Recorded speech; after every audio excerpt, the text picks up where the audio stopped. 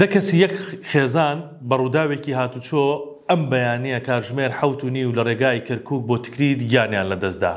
ئەمە ڕووداوێکی تابڵەی دڵتەزێنە لەبەرەوە وەکوتم هەر دەکەسەکە کە سێ ژن سێ پیا و چوار منداڵن لەناو ئۆتۆمبیلێکە بە ڕووداوی هاتوچۆ بەیەکەوە گیانیان لەدەستداوە. هەر ئەوانە دوو کەسی تریش بریندارن. ڕووداوەکە لە نێوان سێ ئۆتۆمبیل بووە لە ڕێگای کەرکووک بۆ تکرید.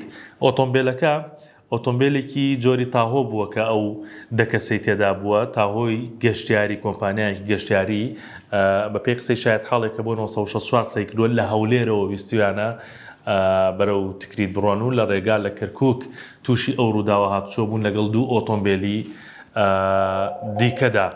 دەست بەجێ ئەو دەکەسە گیانیان لەدەستداوە کە وەکوتم سێ ژن سێ پیا و چوار منداڵن و دوو کەسی تریش بریندارن. بەرگری شارستانیش قسەی بۆ 1964 کردووە لەسەر ئەو ڕووداوە. ئەوان دەڵێن ئەو ڕێگایە ئەمە جار و دووجار نییە، ڕۆژ نییە ڕووداوی خوێناوی هاتوچۆی لێ نەکەوێتەوە، بەڵام هێشتا ڕێگاکە چاک نەکراوە.